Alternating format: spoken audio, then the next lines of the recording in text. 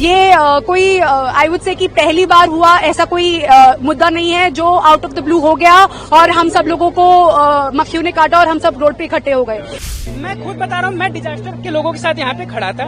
उन्होंने मुझे बताया, पता नहीं सच बताया झूठ बताया मुझे नहीं पता, उन्होंने यहाँ पे बताया कि अराउंड 8 to 10 कैजुअलिटीज की बात उन्होंने मुझे बताई जो डिजास्टर के लोग थे। सर वोट मांगने आते हैं तो घर तक आते हैं और जब कोई त्रासदी होती है तो अपने घर में बैठ के लेटर लिखते हैं sir. How is it justified sir? 80% लाइब्रेरियां जो है बेसमेंट में है और हमें यहाँ ये देखने को मिलता है कि जैसे ही अगर बारिश 10 मिनट भी होती है यहाँ पे बाढ़ आ जाती है। पहला डिमांड हमें इस राहुल आईएएस के डायरेक्टर जो भी है वीपी गुप्ता वो हमें चाहिए, कल सुबह तक चाहिए। दूसरी चीज हमें एमसीडी के डायरेक्टर चाहिए यहाँ पे। पहली बात तो प्राइमरी जिम्मेदार तो हमारी जो एमसीडी है जो जिनकी देखरेख में ये सब चीजें नहीं होनी चाहिए थी वो है। सेकंड हम मेरे हिसाब से जो अक्यूज होने चाहिए वो हमारे जो कोचिंग इंस्टीट्यूट है वो उनके डायरेक्टर होने चाहिए बिकॉज उनके नेतृत्व में ही जो बिल्डिंग है उसका इंफ्रास्ट्रक्चर पे प्रॉपर ध्यान नहीं जाया गया है। उसके वजह से I think the main culprit here is the MCD and the director who neglected the students interest. ये कोई आई वुड से कि पहली बार हुआ ऐसा कोई मुद्दा नहीं है जो आउट ऑफ द ब्लू हो गया और हम सब लोगों को मक्खियों ने काटा और हम सब रोड पे इकट्ठे हो गए। ये रीअकरिंग एक सिचुएशन है। दूसरा ये है कि एमसीडी हमारा रिपीटेड ऑफेंडर है। यहाँ पे सारे बेसमेंट में वॉशरूम चौक होता है यानी सीवेज जो है वो बैक मारता है। सीवेज बैक मारने का मतलब है जितना भी सीवेज है वो बेसमेंट के वॉशरूम से बाहर आता है यानी जो बच्चा अंदर है वो अंदर के पानी से भी फंस गया और बाहर से भी वो पानी से फंस गया।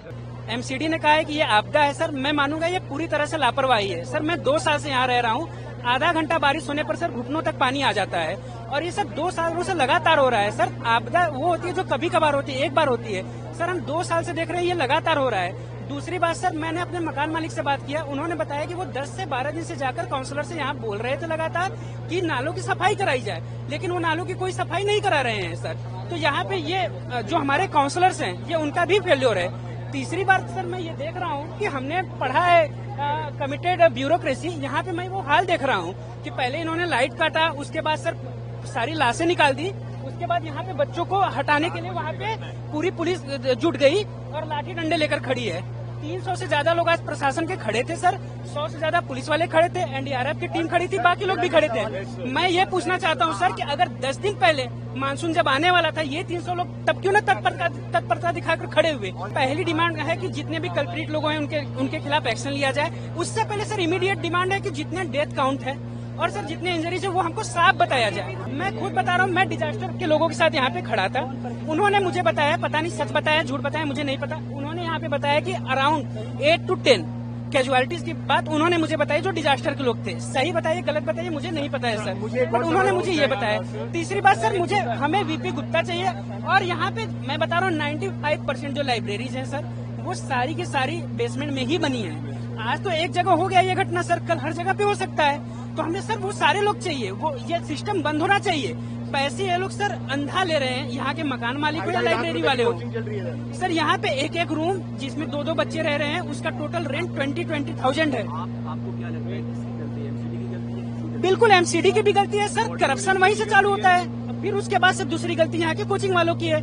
पहला डिमांड हमें इस राहुल आईएएस के डायरेक्टर जो भी है वीपी गुप्ता वो हमें चाहिए, कल सुबह तक चाहिए। दूसरी चीज हमें एमसीडी के डायरेक्टर चाहिए यहाँ पे। तीसरी चीज 24 घंटा नहीं, अगर कल को किसी भी पुलिस वाले का या किसी भी पॉलिटिकल जो भी हैं उनके बच्चे के साथ ऐसा होता ना तो अभी बवाल हो चुका होता। अभी के अभी सारा पुलिस आ जाता, तुरंत सुप्रीम कोर्ट खुल जाता, हर कुछ तुरंत हो जाता। हमारे लिए कुछ नहीं हो रहा है। उसके बाद मैं आगे बताती हूँ, ये कोचिंग वाले हमसे 2-2 लाख रुपए लेते हैं। किस बात की ले रहे हैं ये 2-2 लाख रुपए?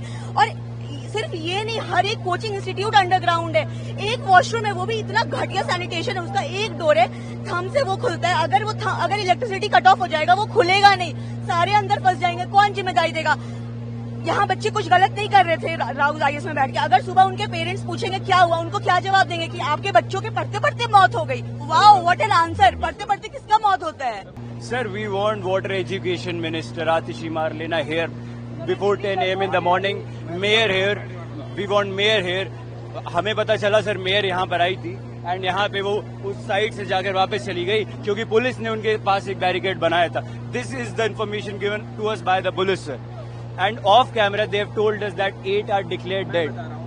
सर ये सरकार हर बार जब कोई त्रासदी होती है उस पर एक SIT बन जाती है और उसके बाद वो जांच होती ही रहती है sir.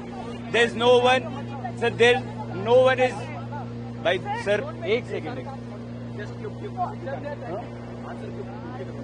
Sir, there's no one to take the responsibility here. We want someone from the government to come here and take the responsibility for the people, for all the students who have lost their lives here.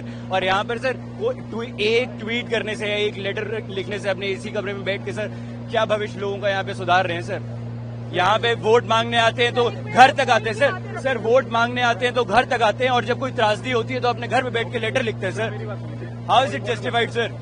80% लाइब्रेरियां जो है basement में है और हमें यहाँ ये देखने को मिलता है कि जैसे ही अगर बारिश 10 मिनट भी होती है यहाँ पे बाढ़ आ जाती है. तो आज तक इस पे एमसीडी वर्क नहीं कर रही है. ये रिस्पॉन्सिबिलिटी एमसीडी की है. अगर पानी भर जा रहा है, अगर 10 से 15 मिनट में दिल्ली में बाढ़ आ जा रही है, ओआरएन में बाढ़ आ जा रही है, सबसे पॉश एरिया है, हम 2-2.5-3 लाख रुपए फीस देके यहाँ पढ़ रहे हैं, इसकी रिस्पॉन्सिबिलिटी एमसीडी की है. यही एमसीडी अगर एक टपरी पर से पैसे लेने हो जो लगी हैं उनसे पैसे लेने में बहुत रिस्पॉन्सिबल है.